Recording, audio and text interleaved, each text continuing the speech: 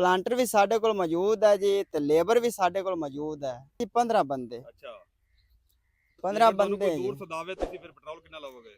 ਉਹ ਪੈਟਰੋਲ ਜੋ ਮੁਨਾਸਿਬ ਮੁੜ ਹੋਵੇਗਾ ਜੀ। ਅੱਛਾ ਮੁਕੰਮਲ ਕਰਕੇ ਦੇਣਾ, ਨਾਕੂ ਕਾਢ ਕੇ ਦੇਣਾ, ਮਾਲਕਾਂ ਸਿਰਫ ਪਾਣੀ ਲਾਣਾ ਹੈ। ਅੱਛਾ ਤੁਸੀਂ 4000 ਲਾਓ ਤਾਂ ਰੋਟੀ ਫਿਰ ਤੁਹਾਡੀ ਹੋਵੇਗੀ। ਰੋਟੀ ਸਾਡੀ ਆਦੀ ਹੋਵੇਗੀ ਜੀ। ਜੇ ਅਗਰ ਤੁਸੀਂ ਰੇਟ ਫਿਰ ਰੋਟੀ ਉਹ ਦੇਵੇ ਜ਼ਿਮੀਦਾਰ ਫਿਰ ਤੁਸੀਂ ਕਿੰਨਾ ਰੇਟ ਘਟਾਓਗੇ? ਫਿਰ ਰੇਟ ਉਹ ਮੁਕਾ ਲੈਸਾ ਹੈ ਜੀ। ਅੱਛਾ 4000 रुपया जी। ਇਹਨੇ ਕੋਈ ਰਾਤ ਰੂਤ रात जो मोड़ मिल के ਜੇ रात ਅਗਰ का ਕਿਸੇ लेसा 100 ਕਿੱਲਾ ਹੋਵੇ ਫਿਰ ਤੁਸੀਂ ਲੇਬਰ ਦਾ ਪਲਾਂਟਰ ਦਾ ਕੋਈ ਕੰਪਰੋਮਾਈਜ਼ ਕਰੋਗੇ ਰੇਟ ਵੱਲੋਂ?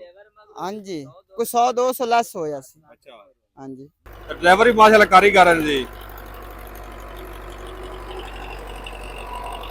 अस्सलाम वालेकुम जी। तो की हाल सर दोस्तों तो मैं अपना वीर भरा राय आदम खल आप देख रहे हैं स्मार्ट किसान पी के।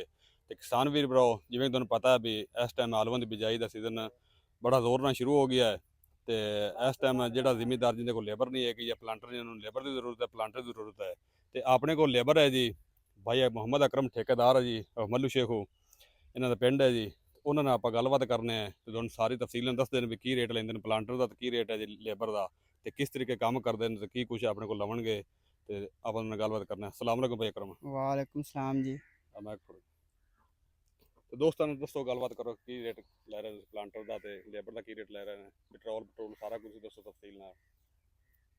अस्सलाम वालेकुम भाईजान, असी 4000 रुपया किले का लैंदे पे हैं, जिंदे च नाकू काट के खा सट के आलू ला के लद के प्लांटर नाल केर के 4000 रुपया असी किले का लैने हैं, नाके काट के भी।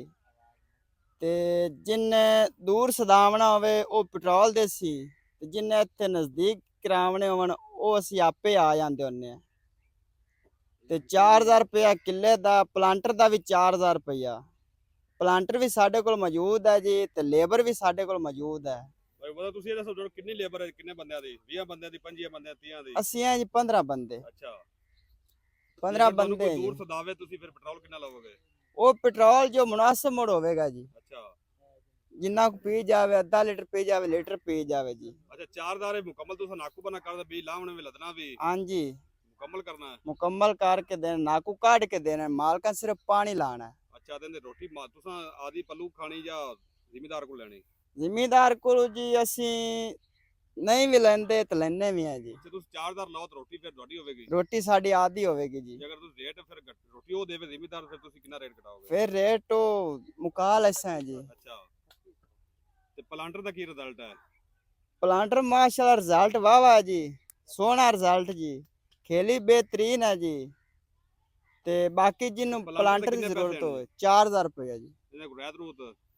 रात जो मोड़ मिल के ਜੇ रात ਅਗਰ का ਕਿਸੇ लेसा। 100 ਕਿੱਲਾ ਹੋਵੇ ਫਿਰ ਤੁਸੀਂ ਲੇਬਰ ਦਾ ਪਲਾਂਟਰ ਦਾ ਕੋਈ ਕੰਪਰੋਮਾਈਜ਼ ਕਰੋਗੇ ਰੇਟ ਵੱਲੋਂ?